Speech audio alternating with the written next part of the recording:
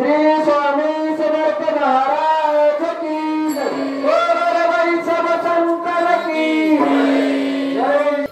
हरिभक्त परायण नवनाथ महाराज आवाज कमी कर, कमी कर शेती मागे हिरव्या बाहेरचं कमी कर, हिरव्या हरिभक्त परायण नवनाथ महाराज तुपे यांची कीर्तन सेवा होईल। आज आमचे मोठे बंधू हरिभक्त परायण अण्णा कैलासवासी अण्णांचं आज पुण्य स्मरण आहे, त्यानिमित्त कीर्तन सेवा आहे आणि प्रसाद सुद्धा आहे। तरी सर्वांनी या सेवेचा लाभ घ्यावा। मातोश्रींचं प्रथम पुण्य स्मरणाच्या निमित्तानं हा पारायणाचा आपल्या जीवनामध्ये योग आला आणि एका वेळी एवढी मंडळी नामधारक आले म्हणजे हे फार आपण भाग्यवान आहोत। आम्ही दैवाचे दास पंढरी रायाचे। बऱ्याच दिवसाचा मनामध्ये एक संकल्प होता, सत्य संकल्पाचा दाता नारायण, इथे एक गाथ्याचं पारायण व्हावं। जगद्गुरु तुकोबारायचा गाथा म्हणजे पंचम वेद आहे, तुकोपनिषद आहे। आता ज्यांचं गाथ्याचं पारायण झालं त्यांचं वेदाचं पारायण झालं। वेदाच्या पारायणाचं फल भेटत असतं। कोणी एक दिवस आला असेल, कोणी 2 दिवस आला असेल, कोणी तासभर एक पांजर एक जरी अभंग जरी वाचला जीवनामध्ये तरी आपल्या जीवनात जर अनुभवाला आला आपलं जीवन कृतार्थ होतं।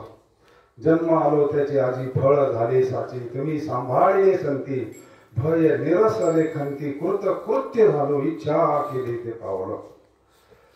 गेली 6 दिवस हे मंडळी कुठून आलेत, 150 किलोमीटर वरून आणि 10 तास कंटिन्यू भजन चालू आहे। लवणी मृदंग श्रुती टाळ घो शिव ब्रह्म रस आवडीने। म्हणून सर्व मंडळींना कोटी कोटी धन्यवाद।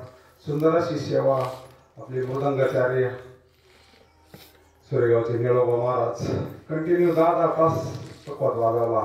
हरिभक्त परायण बंटी महाराज, अजूनही बरेच मृदंगाचार्य आणि व्यासपीठ हरिभक्त परायण नवनाथ महाराज तुपे आणि ईश्वर महाराज स्वामाचे सुरेगाव सर्वच मंडळी सेवा करतात।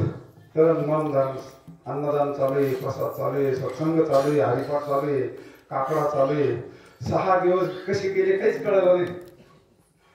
हा आनंद वाचेना सांगता येत नाही महाराज।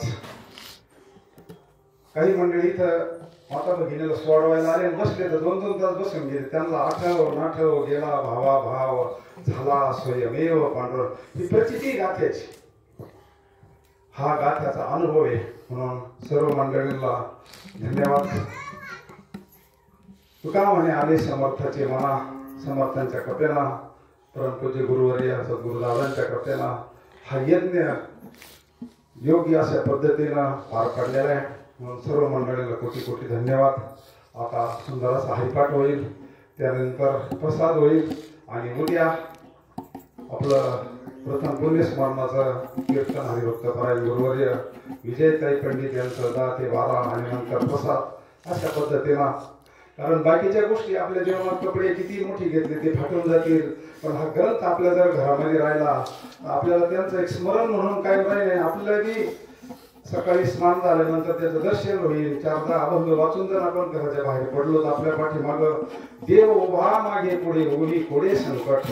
म्हणून ज्याच्या घरात गाथा नसल असं तर मग जाऊ दे, पण ज्याच्या घरी गाथा नसल त्यानं उद्या जाताना एक ग्रंथ घेऊन जावा आणि आपल्या जीवनामध्ये सोपी भाषा आहे जगद्गुरु तुकोबारायची। रोजचे 10-5 अभंग तरी नियमानं वाचावा। नित्य नियमनामी ते प्राणी दुर्लभ लक्ष्मी वल्लभ तया जवळे।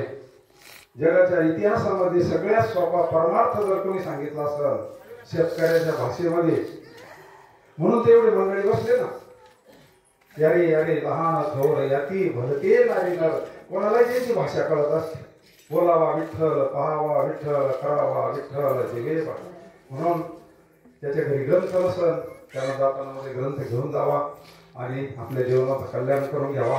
आता हरिपाठ घेऊ आपण आणि नंतर बरोबर 7ला कीर्तन सुरू होईल आणि 9ला बरोबर आपण संपू। पुंडलिका वरद हरी विठ्ठल, श्री ज्ञानदेव तुकाराम, पंढरीनाथ भगवान की जय, मौली ज्ञानेश्वर महाराज की।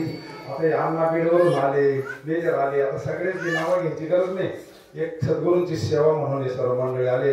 सर्वच मंडळींना कोटी कोटी धन्यवाद। आता हरिपाठ होईल।